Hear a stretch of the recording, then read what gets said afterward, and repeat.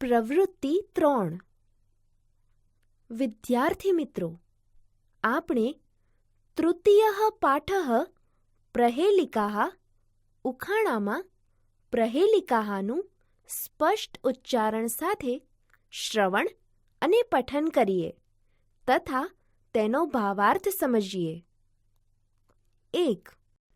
એકચક્ષુર્ન કાકોયમ બેલમિચ્છન્ન પન્નગઃ ક્ષીયતે વર્ધતે ચૈવ ન સમુદ્રો ન ચંદ્રમાઃ. ભાવાર્થ: તે એક આંખવાળો છે પણ કાગડો નથી. દરમાં જવાની ઈચ્છા રાખતો હોવા છતાં સાપ નથી. ઘટે છે અને વધે છે પણ સમુદ્ર નથી કે ચંદ્ર નથી. ઉત્તર: સૂચિકા એટલે સોય. વિદ્યાર્થી મિત્રો, કાગડાને એક જ આંખ હોય છે અને તેની બીજી આંખ કાણી હોય છે તેવું માનવામાં આવે છે. તેમ અહીં સોયને પણ એક જ આંખ એટલે કે છિદ્ર હોય છે. સાપ જે રીતે દરમાં જાય છે તેમ સોય પણ વારંવાર કપડામાં જાય છે. તેથી તે જ તેનું દર છે. સમુદ્રમાં ભરતી આવે ત્યારે તે વધે છે અને ઓટ આવે ત્યારે તે ઘટે છે. ચંદ્ર પણ વધે છે અને ઘટે છે. તેમજ અહીં કપડું સીવતી વખતે સોય કપડામાં જતી વખતે ઘટતી હોય અને બહાર આવતી વખતે વધતી હોય તેમ લાગે છે.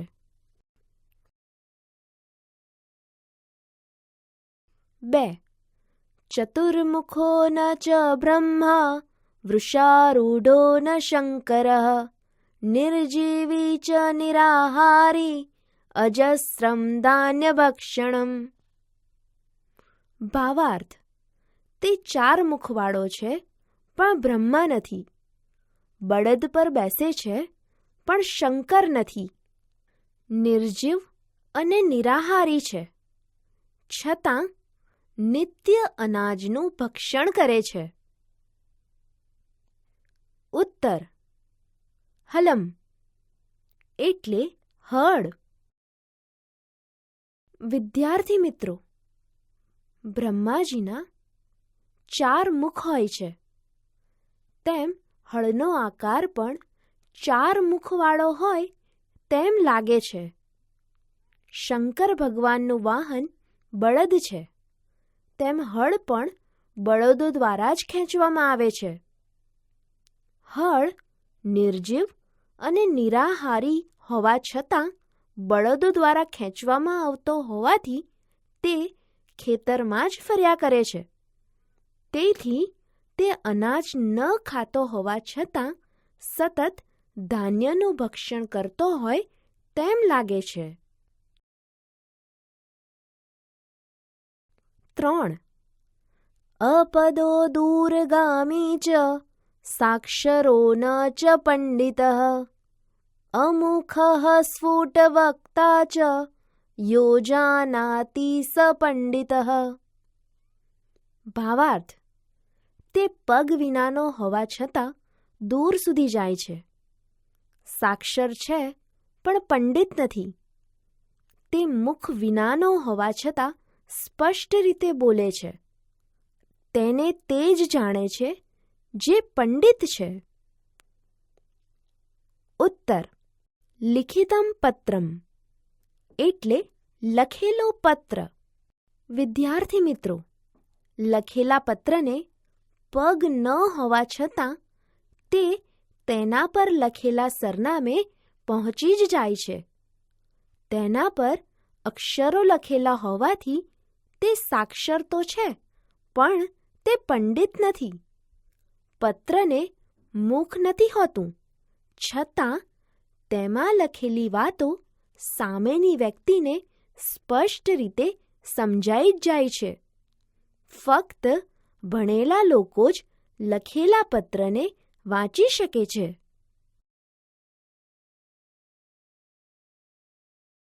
4. પર્વતાગ્રે રથો યાતિ ભૂમૌ તિષ્ઠતિ સારથિઃ ચલતિ વાયુવેગેન પદમેકં ન ગચ્છતિ. ભાવાર્થ: પર્વતની ટોચ પર રથ ચાલે છે અને સારથી જમીન પર રહે છે. તે વાયુના વેગથી ચાલે છે, પણ એક પગલું એ આગળ જતો નથી. ઉત્તર: કુંભકારસ્ય ચક્રમ એટલે કુંભારનો ચાકડો. વિદ્યાર્થી મિત્રો, કુંભાર પોતાનો ચાકડો જમીનથી થોડો ઉપર રાખીને તેને ફેરવે છે. તેને ફેરવનાર કુંભાર તેનો સારથી છે. તે જમીન પર જ બેસે છે. તે માટલી ઘડવા માટે ચાકડાને વાયુ વેગથી એટલે કે ઝડપથી ફેરવે છે. છતાંય કુંભારનો ચાકડો તો ત્યાંનો ત્યાં જ હોય છે. તે આગળ જતો નથી. 5. સુવર્ણસ્ય સુવર્ણસ્ય સુવર્ણસ્ય ચ જાનકી પ્રેષિતા તવ રામેણ સુવર્ણસ્ય ચ મુદ્રિકા. ભાવાર્થ: ઉચ્ચ કુળની હે જનકનંદિની સીતા, શ્રેષ્ઠ પરિવારના શ્રી રામે તમારા માટે આ ચળકતા રંગની સોનાની વીંટી મોકલી છે. ઉત્તર: અહીં સુવર્ણ શબ્દના 4 અર્થ થાય છે. સુવર્ણસ્ય એટલે ઉચ્ચ કુળની. સુવર્ણસ્ય એટલે શ્રેષ્ઠ પરિવારના. સુવર્ણસ્ય એટલે ચળકતા રંગની. અને સુવર્ણસ્ય એટલે સોનાની.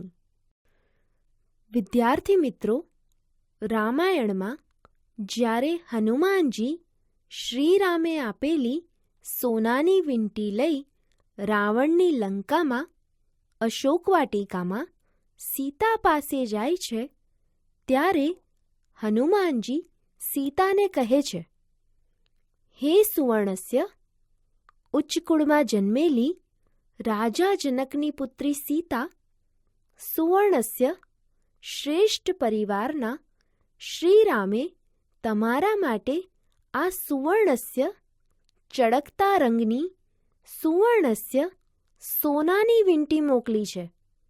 અહીં સુવર્ણ શબ્દને 4 વખત અલગ અલગ અર્થમાં ઉપયોગમાં લઈ વાક્ય રચના કરવામાં આવેલી છે.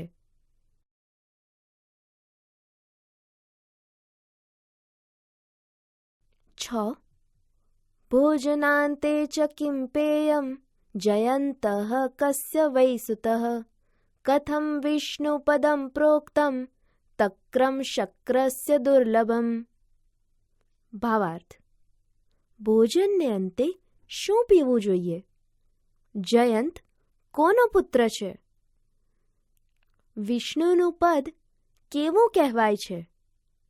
છાશ ઇન્દ્રનો. દુર્લભ. આ પ્રહેલિકાના ચોથા ચરણમાં પ્રથમ 3 પ્રશ્નોના ઉત્તરો આવી જાય છે. 1. ભોજનાંતે કિં પેયમ. ભોજનને અંતે શું પીવું જોઈએ? ઉત્તર: ભોજનાંતે તક્રમ પેયમ. ભોજનને અંતે છાશ પીવી જોઈએ. 2. જયંતઃ કસ્ય સુતઃ અસ્તિ. જયંત કોનો પુત્ર છે? ઉત્તર: જયંતઃ શક્રસ્ય સુતઃ અસ્તિ. જયંત ઇન્દ્રનો પુત્ર છે. 3. વિષ્ણુપદમ કથમ પ્રોક્તમ. વિષ્ણુનું પદ કેવું કહેવાયું છે? ઉત્તર: વિષ્ણુપદમ દુર્લભમ પ્રોક્તમ. વિષ્ણુનું પદ દુર્લભ કહેવાયું છે. આમ આ પ્રહેલિકામાં પૂછાયેલા પ્રશ્નોના ઉત્તર શ્લોકમાંથી જ મળી રહે છે. આવી પ્રહેલિકાને અંતરાલાપ પ્રહેલિકા કહે છે.